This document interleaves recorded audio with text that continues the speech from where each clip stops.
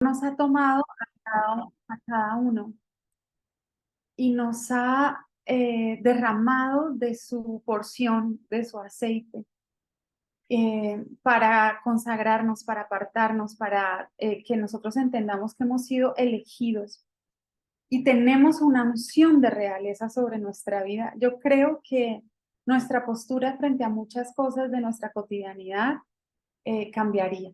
Entonces, empiece abordando esta enseñanza entendiendo que esa unción de realeza no fue solo para David, sino también para cada uno de nosotros.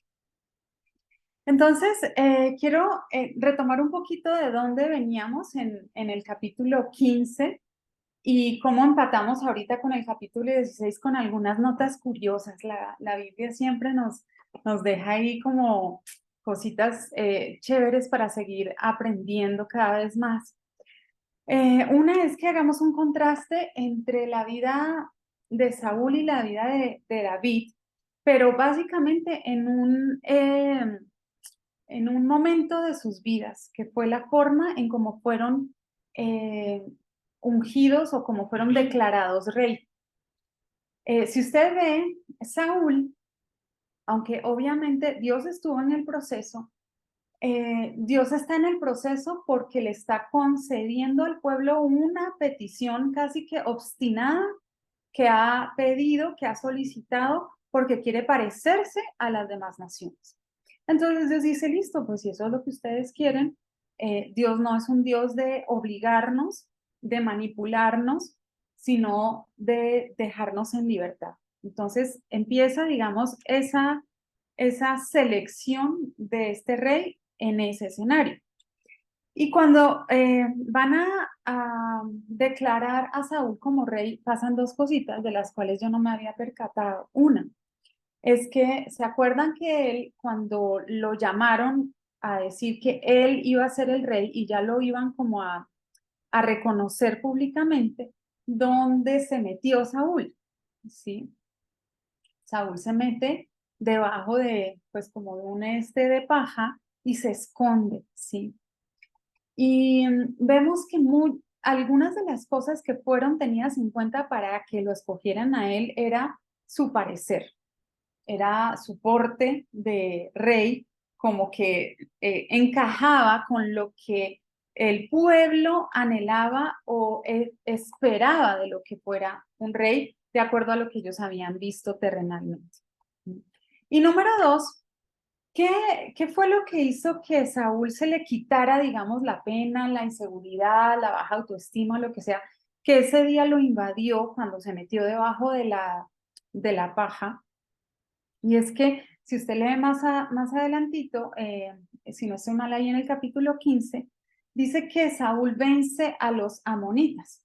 Ese pueblo violento y agresivo que en alguna vez amenazó y pidió que para que entraran a cuentas, pues todos se quitaran el ojo derecho y entonces que así ellos quedaban pues como que no los iban a atacar.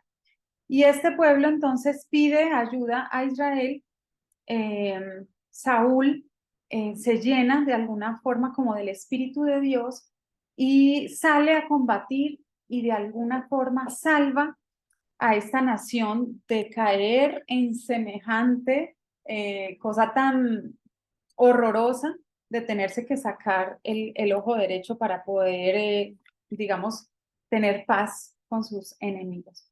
Y en ese momento, entonces, Saúl se llena como de, oiga, yo como que sí sirvo para esto, ¿no? Yo como que sí estoy llamado a esto. Y entonces ahí sí llega la coronación, digamos, pública de Saúl. Entonces, si usted ve ahí en ese panorama, hay varias cositas que contrastan mucho con la coronación de David y que yo creo que a veces nos pasa a nosotros también.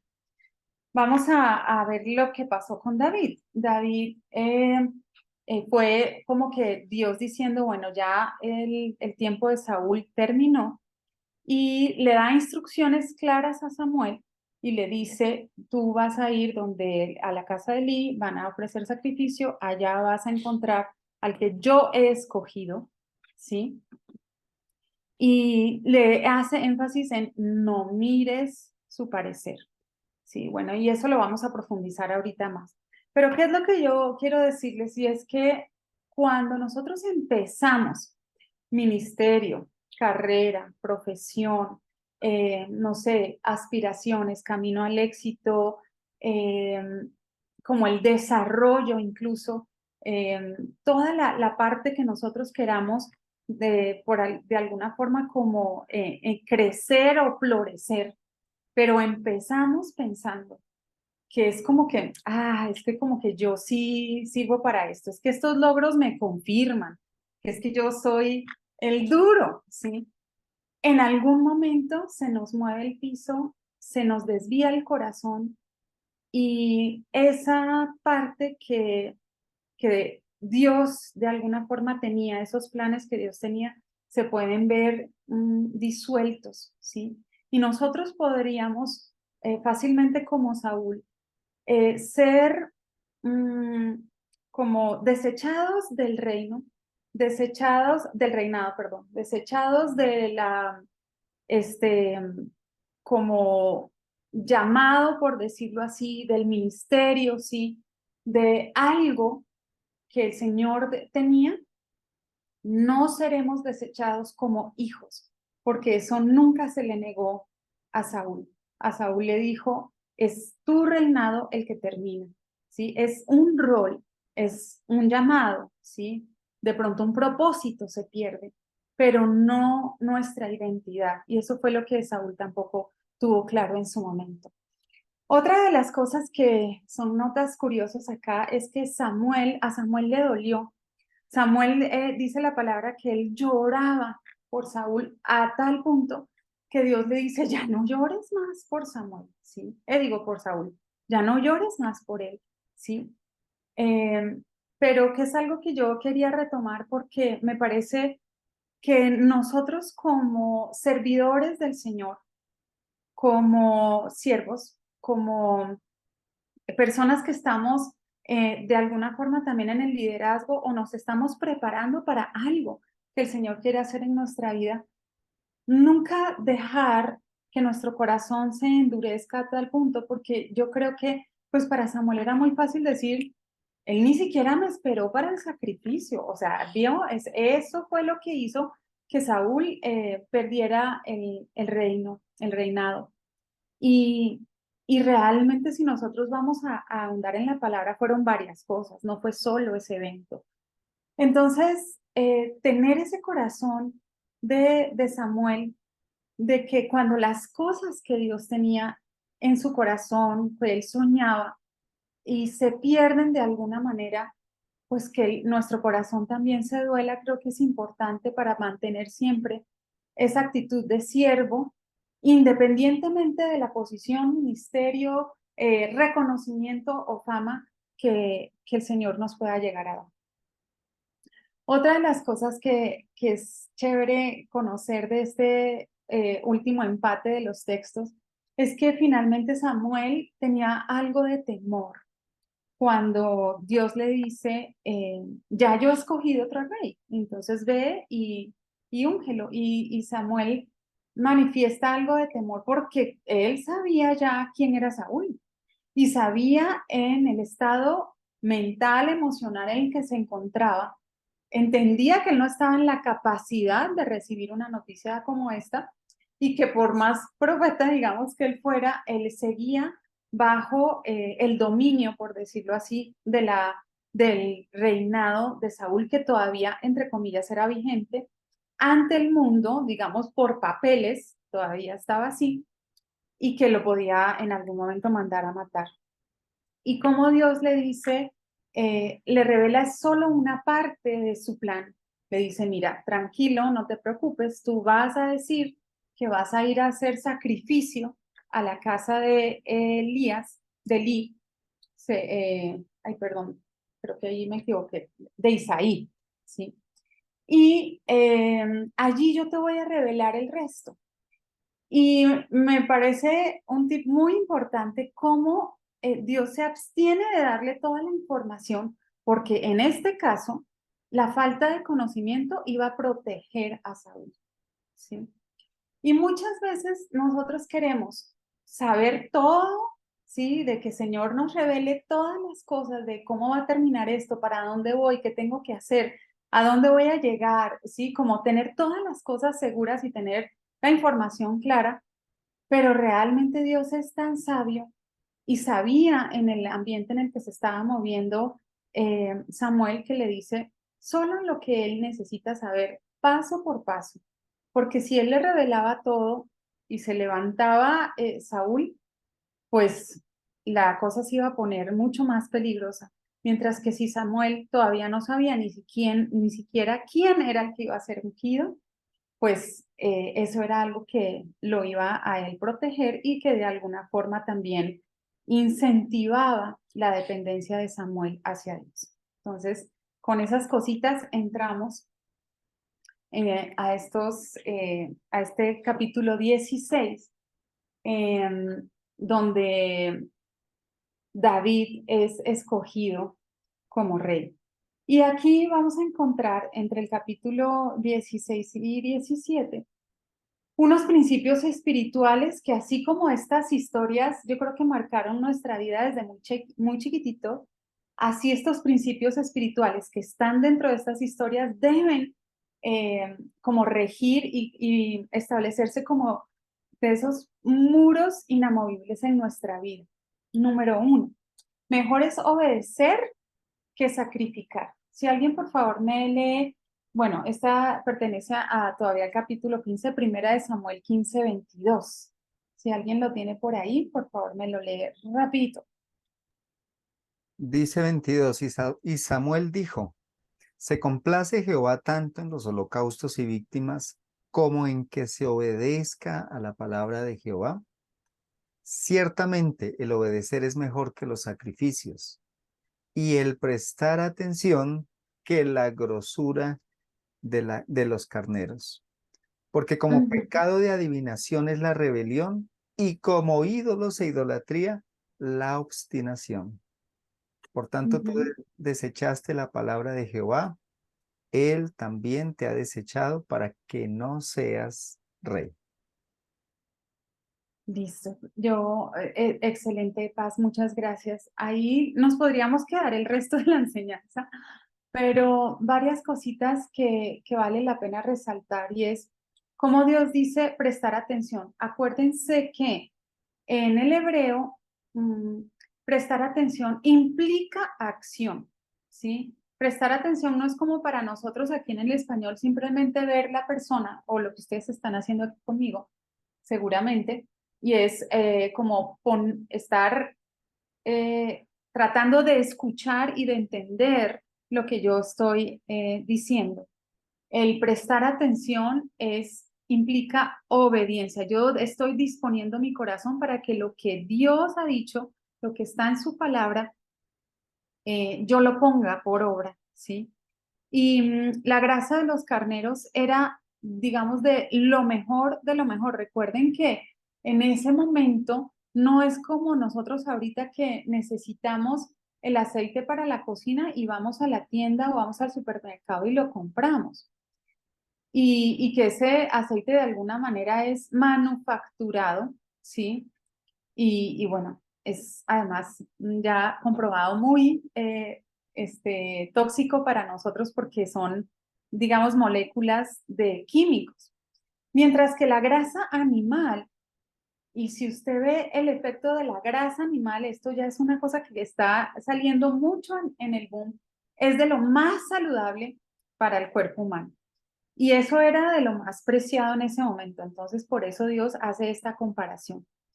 Y finalmente, para que nosotros entendamos por qué esto es así, o sea, por qué este debe ser el principio, prestar atención, obedecer al Señor mejor que cualquier cosa que nosotros le podamos ofrecer, porque eso es lo que va a determinar finalmente si nosotros le pertenecemos o no a Dios, ¿sí? Si todavía nosotros tenemos otros dioses, que podemos ser nosotros mismos en nuestra vida, otros ídolos, ¿sí? O si realmente hemos dejado esos ídolos, los hemos tirado abajo del pedestal y es Dios el que ocupa el primer lugar en nuestra vida, porque no es por lo que nosotros le contamos a los demás lo que demuestra que nosotros le pertenecemos, es por el amor que le tenemos a Dios manifestado en nuestra obediencia. Entonces, cuando nosotros empezamos a tener que contarle mucho a las personas, ¿sí? Como hacía Saúl, es que yo hice, es que yo vencí, es que yo tenía, mira, aquí está la cabeza de el botín, ¿sí? Tan grande que nos ganamos. O sea, cuando yo tengo que empezar a decir mucho de lo que he hecho, entonces ahí es cuando empezamos a ver que hay unos síntomas que no están, digamos, muy acorde con una vida espiritual saludable y que realmente refleje que Dios, que nosotros le pertenecemos a Él. Número 2 de los principios espirituales. Dice, Dios mira el corazón, el hombre mira lo que está delante de sus ojos. Si me pueden ayudar, por favor, con Primera de Samuel 16, 6 al 7. Y aconteció que cuando ellos vinieron, él vio a Eliab y dijo, de cierto, delante de Jehová estás ungido. Y Jehová respondió a Samuel, no mires a su parecer ni a lo grande de su estatura, porque yo lo desecho. Porque Jehová no mira lo que mira el hombre, pues el hombre mira lo que está delante de sus ojos, pero Jehová mira el corazón. Muchas gracias, Paz. Ese es un versículo que creo que es eh, típico en la vida cristiana. Y hay varias cositas que necesitamos resaltar acá. Una es que Dios nos mira desde adentro. Y dice que el hombre mira lo que está delante de sus ojos. Y esa es una tendencia humana, ¿sí? Es para todos, eso nos abarca a todos los seres humanos. Creo que aún nosotros conociendo al Señor, esa es como nuestra primera reacción siempre, ¿no? O sea, ver cómo la persona está vestida, ver cómo se expresa, ver qué conocimiento tiene o pertenencias, cómo llega, cómo huele, o sea, muchas de las cosas que son a través de los sentidos. Pero aquí Dios nos está diciendo, yo miro desde adentro. Y por eso me parece muy chévere este término que dice que Dios es como un decorador de interiores, ¿sí? No de lo externo, sino de lo interno. Y el asunto es que aquí nosotros podemos darnos cuenta, ¿acaso Dios no sabía que David iba a ser más adelante en unos años lo que hizo? ¿Sí? Que iba a caer en pecado, que iba a abusar de su autoridad, que iba a cometer asesinato, ¿sí? ¿Acaso Dios se le escapó eso y decía, uy, yo no revisé muy bien la hoja de vida de este hombre, qué pena, se me pasó, se me filtró, ¿sí? No, Dios conocía el corazón de David y sí, también sabía muchas cosas que seguramente aún todavía no conocemos, pero que le permitían eh, ser el rey de Israel porque finalmente él iba a tener una fe que iba a permanecer, una fe, una confianza en Dios que iba a permanecer, que le iba a servir para glorificar a Dios, que iba a poder soportar la corrección que Dios le iba a dar acerca de sus malas decisiones y que a pesar de eso no iba a abandonar el caminar con Dios y el mantenerlo a Él como primer lugar. Entonces, miren que uno muchas veces sopesa, digamos, a Saúl y ve a David y uno dice, uy, no, pues a la larga como que externamente hablando, David era más, Saúl era más prometedor, ¿sí? Si uno ve a David con no sé cuántas mujeres que tuvo, con la mala decisión que hizo frente a su hijo en cuanto a crianza y a sentar un precedente con lo que pasó en la violación de su hermana. Muchas cosas, uno podría decir, no, pues me quedo con Saúl, pero el Señor dice, no, yo miro es el corazón, lo que a mí me interesa es lo que hay adentro, ¿sí? Entonces, que eso es algo que nosotros debemos cuidar mucho más, nuestras motivaciones, nuestra verdadera intención. ¿Cuántas veces es necesario a veces decirle, Señor, endereza mis motivos, porque mis acciones parecen ser buenas, pero mi motivación no es pura delante de ti. Y es mejor ajustarnos desde adentro, ¿sí? Que seguir haciendo cosas buenas, pero con la motivación equivocada. Lo otro que le dice el Señor a Samuel es, deja que esta vez yo elija, ¿sí? Cuando empiezan a presentarse los hijos del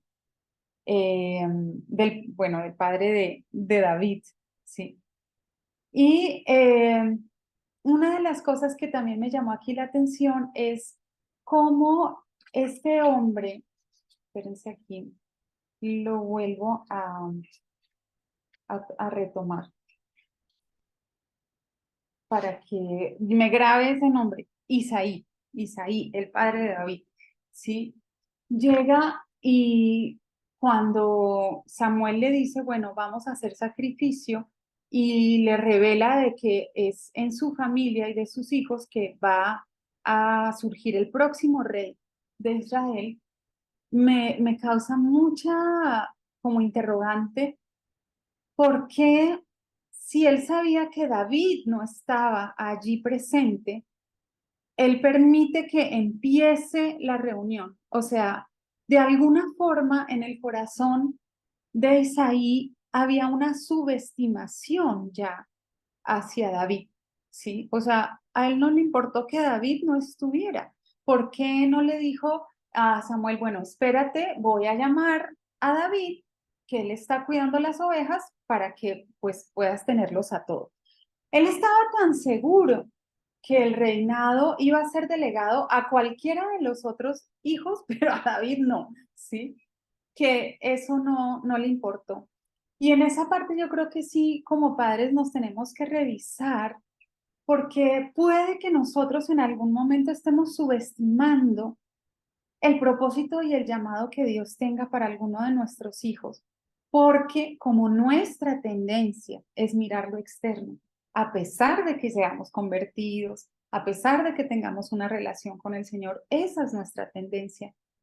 Y pensar que si un hijo dice, yo quiero estudiar tal cosa, y uno, no, pero es que eso no lo pagan bien, no, pero es que eso aquí no hay buenas universidades, o no, es que con eso no vas a llegar a ninguna parte. Bueno, no sé, tantas cosas, ¿no? O cuando vemos algún talento, ¿sí? Artístico, algo que el Señor ha puesto en ellos y no nos esforzamos por desarrollarlo, por pulirlo, por fortalecer esa parte, porque en nuestro concepto eso es algo que para el Señor no es importante, ¿sí? Porque para el mundo no es valioso. Entonces, entramos en esa parte de subestimar nuestros hijos cuando en realidad el Señor, que sí conoce el corazón, tiene para ellos un plan alto, como dice la palabra, mis pensamientos no son como los de ustedes, ¿sí? Son más altos para darnos también allá el fin que esperamos, más allá de, o sea, ¿quién puede tener mejores planes para nuestros hijos que Dios?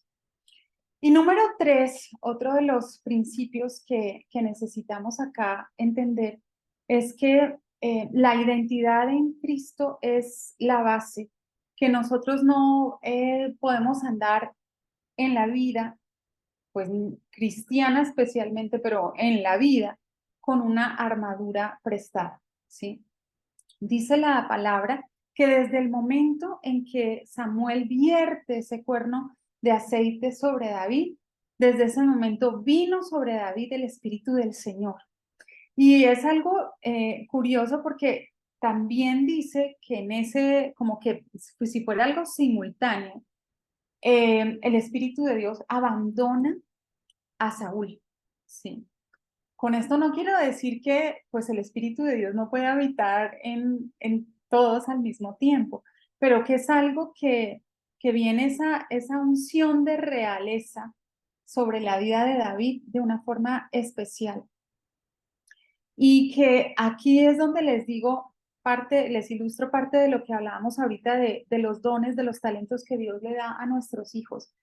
David es descrito, vamos a ver varias características en cómo se describe a David en la Biblia.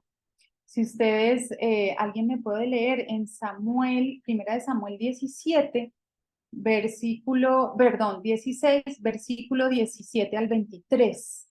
Si lo tienen por ahí para que puedan ver todas las características de las que habla la palabra de Dios sobre David. Capítulo 16, versículos 17 al 23. Yo lo tengo. Gracias.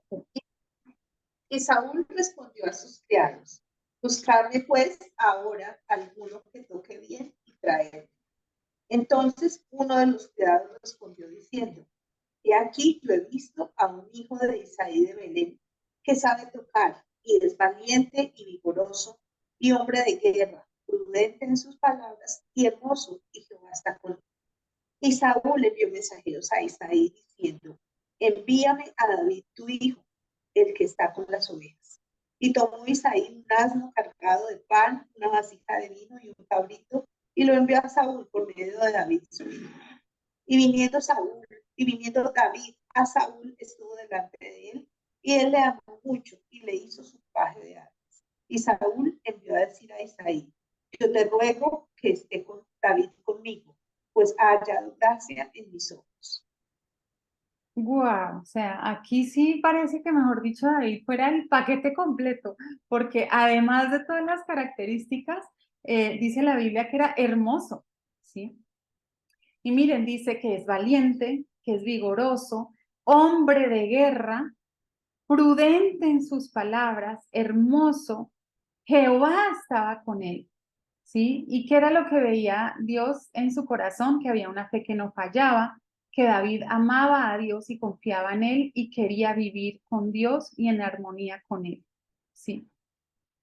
Entonces, todo esto entienda una cosa, y es que David en ese momento ya sabía que él había sido ungido para ser el nuevo rey de Israel, ¿sí? Sin embargo, es llamado por Saúl para que le toque el arpa, ¿sí? Porque era un buen músico. Y mire cómo aquí vemos esa correlación de la que hemos hablado varias veces. Un instrumento musical con un hombre de guerra. Definitivamente, las armas de Dios son diferentes a las del mundo. ¿Y por qué entonces? ¿Qué tal si el papá de David, Isaí, le estuviera diciendo: ¿para qué se pone a tocar eso? Mire la pérdida de tiempo. Es que yo necesito que vaya al pueblo otra vez. Vaya, llévele la comida a sus hermanos, porque es que, ¿qué anda haciendo usted por ahí tocando el arpa? ¿Sí? Y desconociendo que era un instrumento que tenía una música que iba a ser ungida y que iba a tener el poder incluso de someter a los espíritus malignos que atormentaban en ese momento a Saúl. Entonces, en esa parte, dos cosas: no subestimemos los dones y los talentos que Dios ha dado a nuestros hijos. Y número dos, entendamos el poder de la prudencia, porque donde David hubiera sido todo lo que dijimos ahorita, valiente, hermoso, vigoroso, hombre de guerra, pero no hubiera sido prudente, seguramente le habían cortado la cabeza antes de tiempo. Porque si se le hubiera salido, yo porque tengo que venir aquí a apaciguar el espíritu maligno que además Dios había permitido que llegara a la vida de Saúl por su falta de fe, de confianza en Dios, porque se apartó. Entonces, ¿yo por qué tengo que venir a eso si ahora yo soy el nuevo rey? Entonces, miren ahí el calibre del corazón de David también, y que aprendamos de esa prudencia. Listo. Esperen un segundito, creo que se me... Ay, ¿cómo hago para retroceder esto ya? Bien. Listo. Ahora, en el capítulo 17, vamos a ver básicamente es cómo empieza el entrenamiento de David para ser rey. Y algo que he aprendido en estos días y que incluso está en ese videíto que nos compartió la pastora hoy en la mañana sobre el discipulado. Y es, muchas veces nosotros estamos preparando o queremos preparar a las personas en la iglesia, a nuestros niños para que sean líderes, a nuestros hijos para que sean líderes.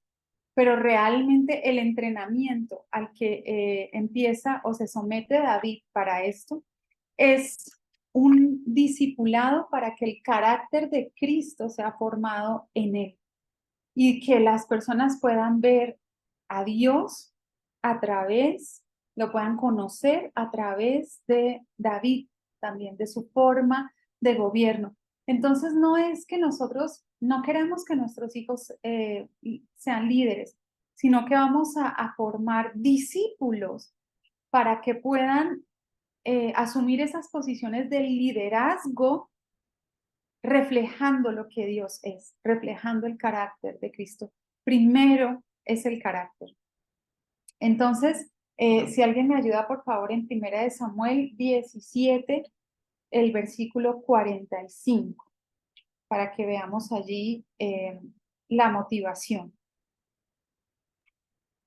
Dice así, entonces dijo David al filisteo, tú vienes a mí con espada y lanza y jabalina, mas yo vengo a ti en el nombre de Jehová de los ejércitos, el Dios de los escuadrones de Israel, a quien tú has provocado. Entonces, miren la motivación de David versus lo que yo les contaba ahorita de Saúl. Saúl vio la oportunidad de vencer a los amonitas para demostrar que él sí tenía el talante de un rey, porque eso fue lo que le dio a él seguridad para después dejar o recibir, digamos, la corona.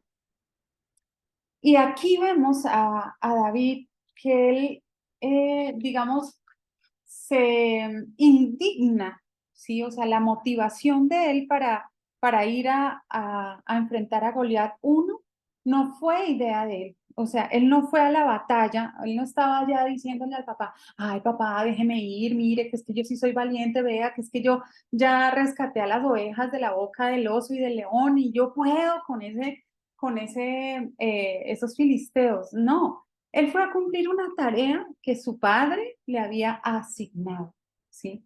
Y cuando ve ese escenario, la indignación que siente fue porque él dice, tú has provocado al Dios de los ejércitos de Israel, ¿sí? Él no ve una amenaza, digamos, contra su pueblo como tal, no está indignado o no le molestó, que era que, claro, como nosotros somos Israel, los pequeñitos de todas estas naciones creen que nosotros seguimos siendo pastores de oveja, pero no, nosotros, no, la motivación de él es, oye, es que tú te metiste con el Dios vivo, con el Dios eterno, con el Dios que es santo. A Él es que tú has provocado. Entonces, cuando nosotros podemos entender en nuestros desafíos de vida y en nuestros problemas, en qué momento eso lo que está haciendo es que están atacando lo que yo represento, están yendo detrás o persiguiendo es el Dios que habita en mí, o esto es un problema personal que de alguna manera, o una batalla personal que yo estoy haciendo por otro tipo de razones o cosas diferentes. Entonces, eso de la motivación es algo que empieza a ser parte del entrenamiento de David para ser rey. Lo otro es que él da testimonio público de su fe. Cuando David enfrenta a ese Goliat, él le dice eso no como aquí entre nos. Venga, Goliat, hablemos aquí los dos, sentémonos en la mesa y lleguemos a un acuerdo. Mire, yo soy un hijo de Dios, ¿sí? Usted se ha metido, no, eso no fue así en una salita, ¿sí? En una llamada por Zoom. Eso fue delante de todo el pueblo, ¿sí? David en poco estaba estimando su reputación, ¿sí? A él lo que le importaba era el nombre de Dios, ¿sí? Que él estuviera siendo de alguna manera subestimado. Y cuando él le dice a Saúl, tú vienes contra mí con espada, lanza y jabalina, pero yo voy contra ti en el nombre del Señor de los ejércitos, ¿sí? Él no dice, yo voy contra ti en el nombre del ejército de Saúl, ¿sí? Él dice, yo voy contra ti en el nombre del Dios de los ejércitos. Entonces aquí es también cuando empezamos a ver una diferencia. Más que un siervo de Saúl, a pesar de que él le tocaba el arpa y lo tenía ya como su paje de armas y que ya era casi que un íntimo del rey, ¿sí? Él viene con la identidad clara, puesta en que yo soy un hijo de Dios, ¿sí? Yo vengo en nombre de el nombre del Señor de los ejércitos, ¿sí? Él sabía a quién estaba sirviendo y que a pesar de que él, yo creo que ya vivía en el palacio porque Saúl ya había tramitado con el padre de David que él se quedara allá y ya eran partners, como decimos nosotros, ya él era de los top del reino, de los íntimos, de la máxima autoridad. Eso para él no era lo que le daba la victoria, era el hecho de que él era siervo del Dios Altísimo. Entonces, ¿hasta qué punto nosotros en algún momento nuestro corazón nos da para llegar a esos puntos altos de liderazgo o de reconocimiento sin que a nosotros se nos nuble la identidad? Porque podemos estar trabajando ahí al lado del top de, en este momento de la parte ministerial, si tuviéramos esas aspiraciones, o del top de la empresa, ¿sí? Y, y en algún momento empecemos a entender que tenemos que defender más el nombre de la empresa, del jefe o de la relación con la empresa que el hecho de los principios que Dios nos ha mandado. Entonces, finalmente, vemos que otra de las cosas que vemos allí en esa escena es que, no sé si usted se percata, pero estaban los filisteos en un monte, el ejército de Saúl en otro monte, el valle en la mitad, y llevaban 40 días recibiendo amenazas y desafíos. Y ese 40, yo no sé a usted qué le suena, ¿no? Pero es que 40 años en el desierto, 40 días y 40 noches de diluvio, ¿sí? Nos habla de un número con un símbolo, ¿sí?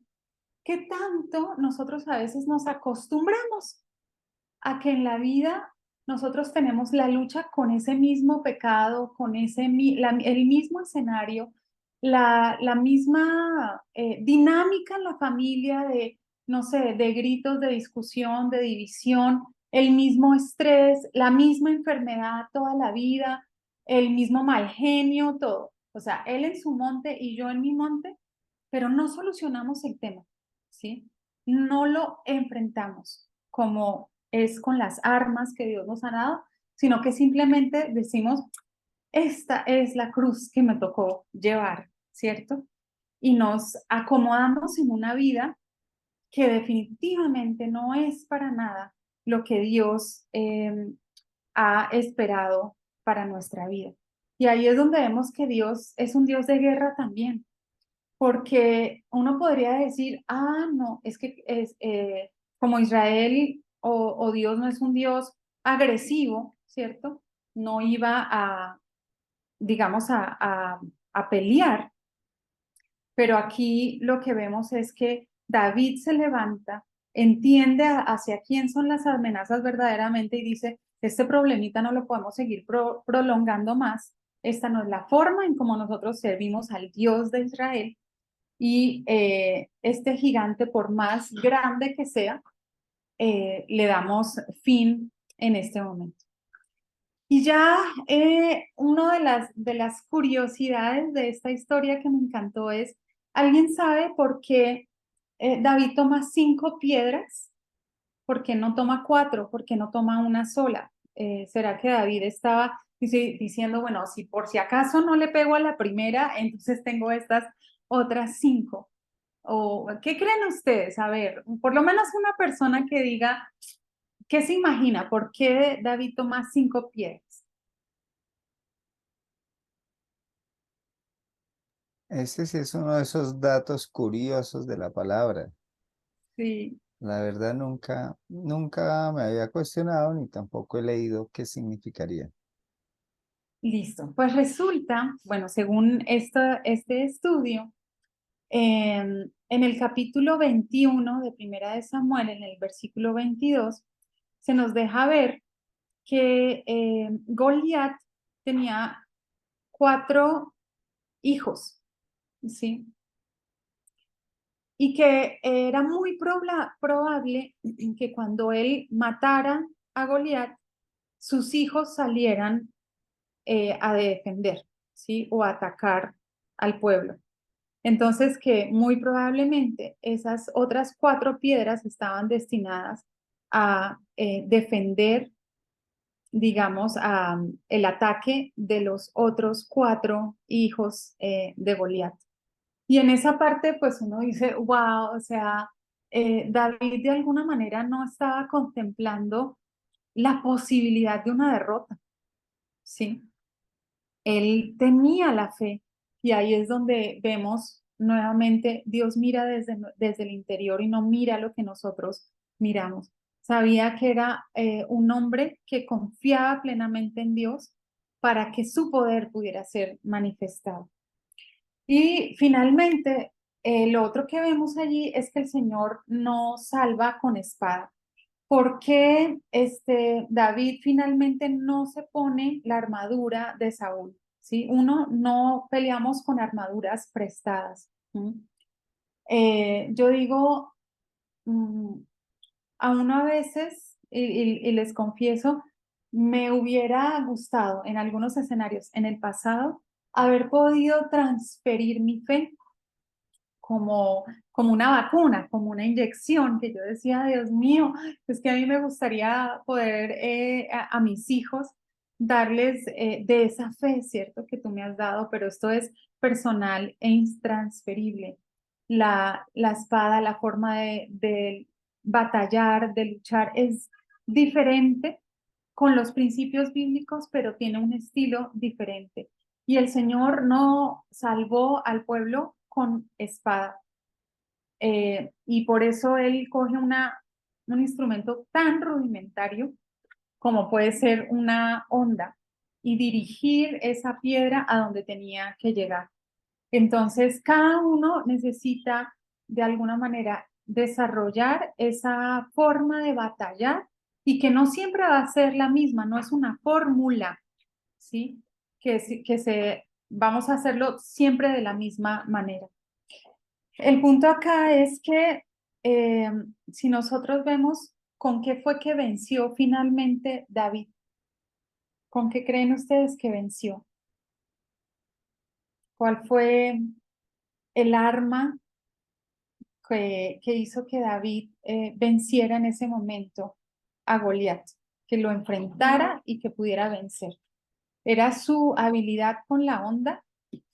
¿Fue magnífica puntería que tuvo fue la fuerza contra la que la piedra le dio a Goliat para que cayera derribado, o fue su fe. Y en esa parte podemos ver en 1 Juan 5:4 que dice: porque todo lo que es nacido de Dios vence al mundo. Y esta es la victoria que ha vencido al mundo, nuestra fe. ¿Sí? La forma de batallar y por lo que viene el enemigo no es por tu posición social, no es por tu título, no es por tus pertenencias, ¿sí? O tus relaciones. Eso es secundario, eso es un efecto de, ¿sí? Pero cuando él ataca para robarte tu fe, porque él sabe que es a punta de fe que nosotros vamos a tener la victoria. Entonces, que el Señor nos dé en ese sentido un corazón como el de David, con una fe que no le falla a Dios, una fe que de alguna manera te hace una vasija dispuesta para que el poder de Dios se manifieste en tu vida y puedan esos gigantes ser derrotados, no para que tu nombre sea exaltado, sino para que todo el pueblo pueda ver el poder de Dios, cómo Él ama a su pueblo, cómo Él es fiel y cómo su brazo no se ha cortado todavía para salvar. Cuando esa es nuestra motivación, combinada con la fe puesta en Cristo, donde debe ser, entonces así tenemos la victoria.